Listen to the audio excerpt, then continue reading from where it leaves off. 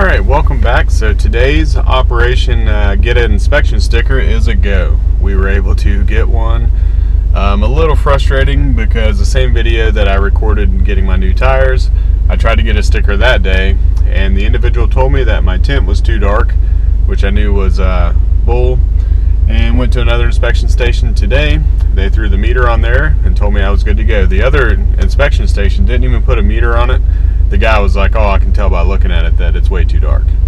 So definitely frustrating that these guys kind of have a final say whether your vehicle is registered and can drive on the road, and they're not following the proper state procedures. But luckily found a good hookup today, good shop that does the right thing and inspected my car the right way, threw the new sticker on there. So we are legal, ready to rock and roll, drive wherever. Got my new plate on the back, so yeah, everything is good when it comes to the Subi. Now we have to eliminate this shifter slop. So I have the most bulletproof solution for this. So this is the one cure fix. It is going to eliminate the left and the right, the precision on the shifter itself, and I will show you that just in 1 minute.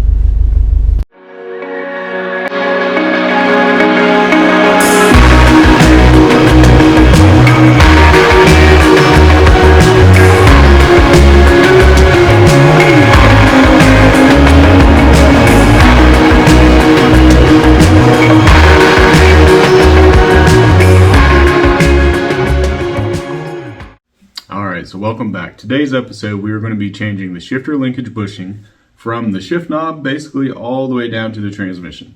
Now this is the most significant upgrade that you can do to your STI 6-speed, especially if your car is like mine. You have a few miles on it and things start to get wore out. You're going to have a lot of shifter play left and right. Even going into gear will feel a little bit loose. This will eliminate 100% of that. So I kind of compared it in my last video to the Honda. This is better now, honestly. I'm recording this after the fact, so I've already completed the job, and I highly recommend this. Now, it is a tough job. If you're working out in the driveway like I was, there's very limited room to work within, so you're kind of in the transmission tunnel.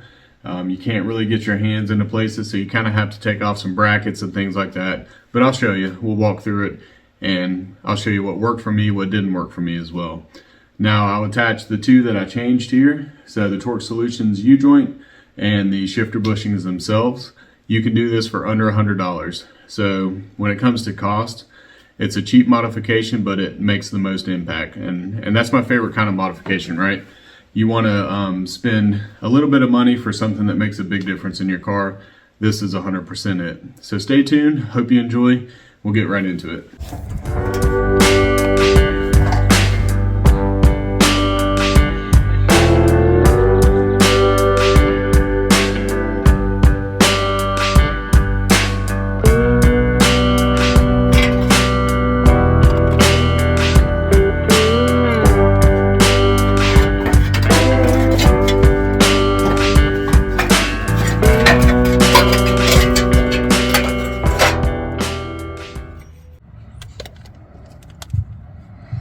Alright, so I noticed on the drive shaft here, like something was kind of rubbing. The reverse lockout, right here, this cable has been rubbing on this drive shaft. So fortunately, you know, we're in here working on it. I can reroute that a little bit in order to make it a, you know, maybe a little tighter. Maybe draw it up a little closer, zip tie it or something. Yeah, I'm glad I caught that. Fortunately, yeah, it's not bad enough to be down into the cable or nothing, but that was a good catch. Alright, so first thing I want to remove is this rear mount back here. Mine is pretty, yeah, sorry for the noise. Mine is pretty rusty and nasty, so it's probably a good thing we're doing this. Kind of replacing it. You know, this car has 160,000 on it, so, you know, it's not going to be, and not to mention that, but we live in the Rust Belt, so there's definitely going to be a little rust on these things, unfortunately. Nature of the beast. Honestly, if it wasn't such a pain, I would remove the drive shaft on this job. I think it would make life a little easier to remove that shaft out of there. And we might end up doing that, honestly. Alright, for right now I'm going to drive on, see how much of a pain this little bracket is here. Right now it's more of a pain trying to get my phone in here to record than it is on the bracket. Okay. And we'll go from there. Alright, so what I'm going to do is drop this little mount, the center carrier for the drive shaft. That way we can actually get that rear mount off of there. I think it'll give us enough room to work without really having to fool with pulling the entire drive shaft out. There should be plenty of room to get our hands up in there and stuff after this is able to drop down. And that way we can see what we're doing. To do that, just remove these two mounting bolts. As I smack the camera every time I move.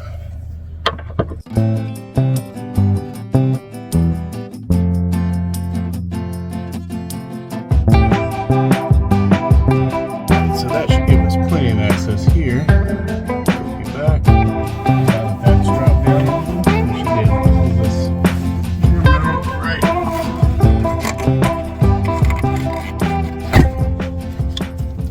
Just like that. Yeah, that bad boy, look at that. About due for a replacement. Okay, and the next thing we have to get to is our reverse. Well, it's kind of a combination. So this right here, the reverse lockout bracket, it holds your cable, and it also goes through. Now the nut on this side is welded, so you don't have to fool with trying to hold it. You might want to spray it if your car looks like mine, it's super rusted, but once you take this out, you can only get it so far before it's going to hit the side over here, but it does give you enough room to pull it, get it out to where you can get this lever out of here. This wrench is a little skinnier. Oh, perfect. Okay. Yep. Box in on this one's a little better. It's 12 point. You can actually get that end on there. Sweet. Okay. Yeah, so like I said, that bolt's only going to come out so far, but it should still allow you to move the majority of this stuff. Now that has a cutaway in it to where that linkage can drop straight down. If you have the back piece off there, then you can basically like pull, let me see here, pull all this out and get it out of your way.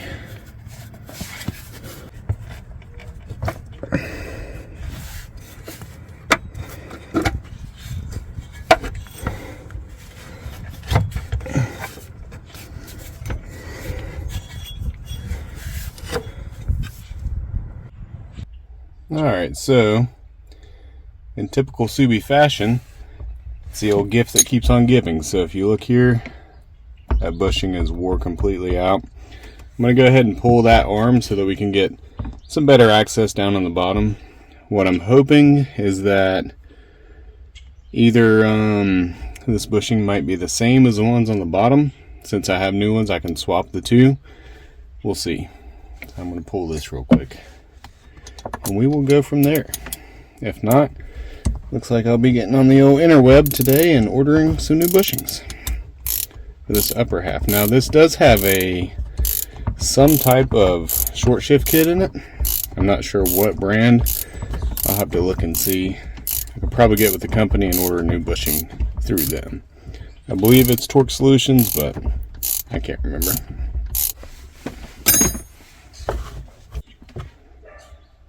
Hey, at least whoever put it in there greased it first, right? Okay, I'm gonna leave that chill for a minute. Well, I cannot believe. Maybe that was just loose. Yeah, I believe that was actually just loose. These bushings don't feel that bad now that I'm looking at them. And you can see, yeah, they don't have any play. I think the bolt itself was just kind of backed off. So that's good. Now that brings the next question of, okay, so this little guy just slides, okay. That spacer just goes in the middle like that. These two just kind of hang out. It's still looser than I like. I really don't like having that much play. But I don't think those need replaced. I think they just need drawn in, tightened up a little bit. Alright, so now that we have the bulk of that stuff out of the way, we can get to this rusty fella right here. Oh, come on, zoom. There we go. So that bolt and this bolt over here to the side. Alright, so I got the shifter linkage down here on the bench. We can see it a lot better here versus me trying to get both of my hands in there and it's all surrounding it and you can't really tell what's going on. Now the hardest part about taking this one off is this bolt right here. So if you look, it actually doesn't have a head basically. It's just a round circle. But it does have two flatter sides on it. So what you can do from the top of the car when you take that your gear shift linkage out, if you got some vice grips you can lock on there and kind of hold it in place from the top. This is what I did, and then you can take off the nut on the bottom and you're good to go. Absolute pain in the butt, I know. I don't know why they didn't just put a head on this. The new one has heads on it, so once you get it back in there you can put a wrench on it, tighten it down like any other automotive fastener.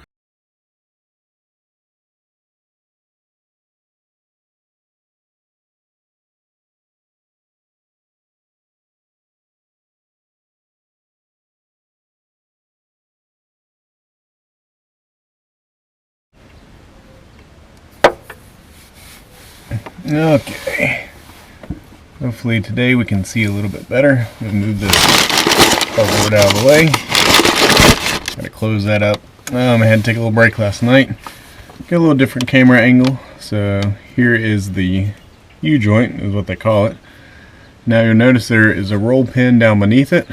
We're gonna attempt to knock that roll pin out today. If we can't, I've got an oscillating tool where we're gonna just cut this bolt and see what happens. Actually, I might just do that first. That'd probably be the easiest route, and then we'll go from there.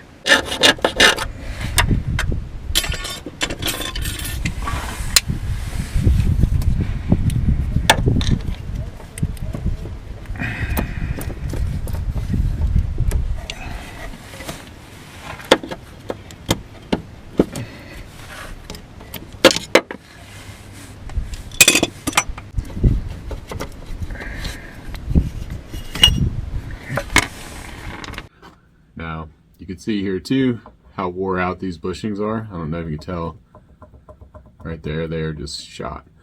And what I was talking about for the upper linkage, I thought these bushings might be the same, but I don't want to use them. And like we said, the ones that came out of it, they were good.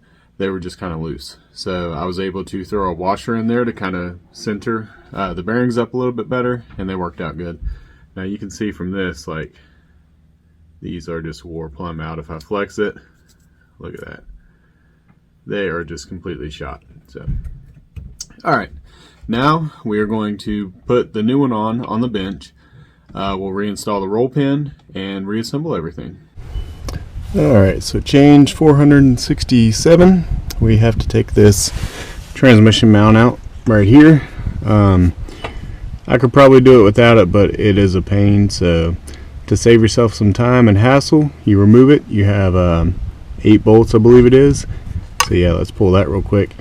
I've supported the transmission with the jack. Now just be aware, I'm not lifting the transmission with the jack. I'm just basically putting it under there just as an additional support, just so it has something holding it in place.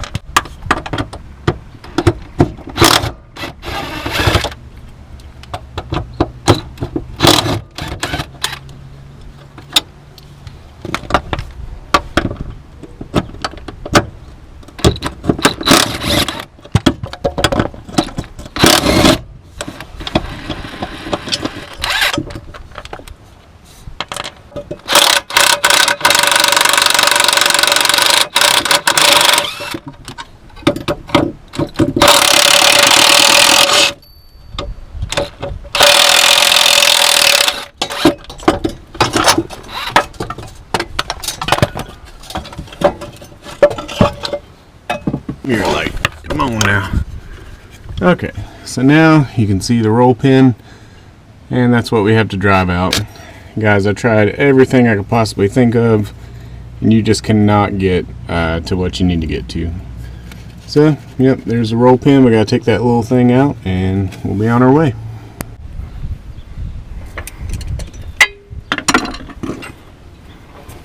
Alright, if you don't know what to do, break out a screw.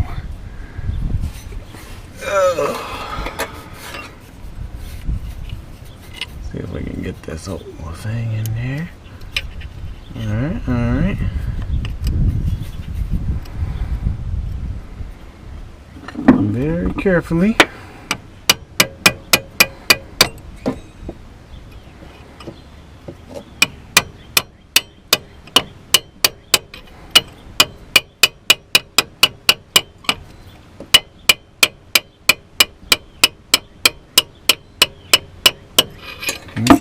Should be through. Alright, so now we can kind of take a better look at the shifter assembly on the bench. Honestly, guys, a lot of people replace these, which I have them. I'm going to replace them anyway.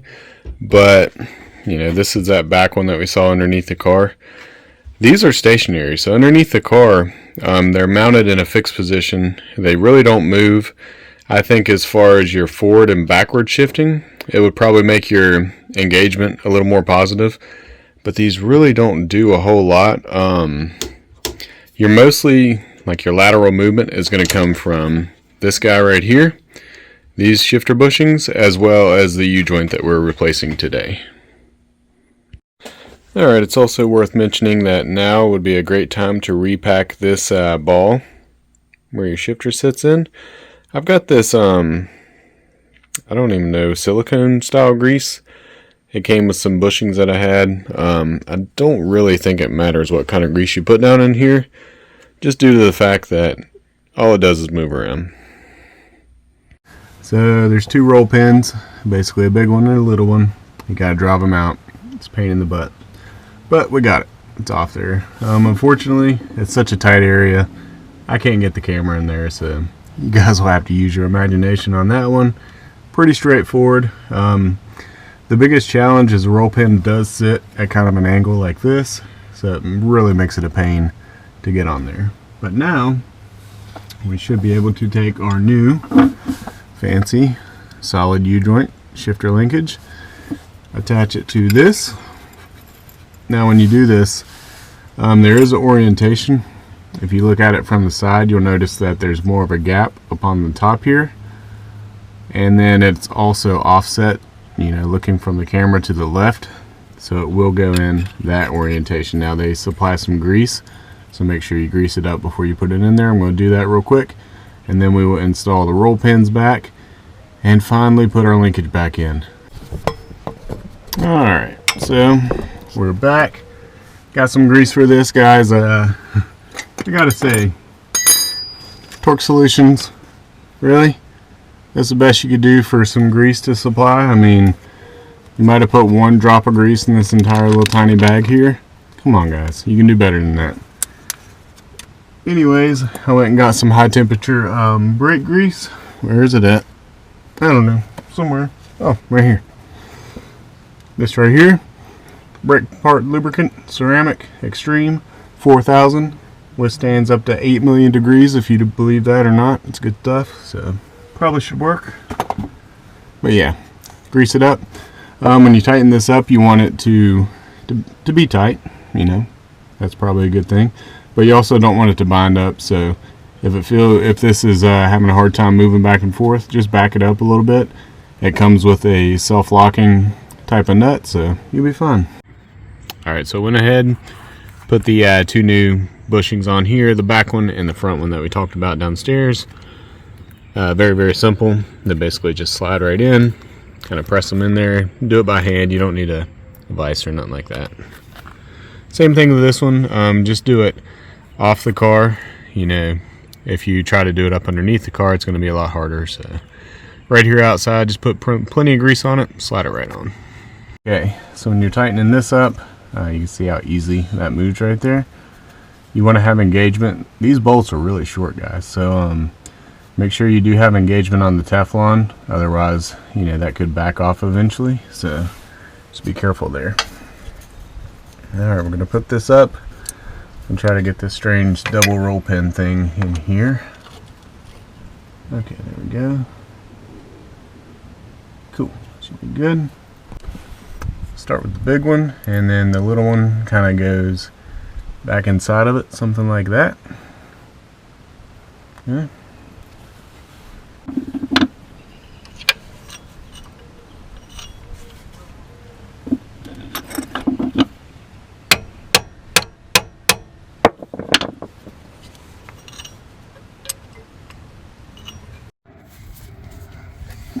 Alright, let me get where you can see what I'm looking at here. Oh my goodness, that was aggravating. So, you have this guy right here. That is our new solid shifter bushing U-joint, whatever you want to call it.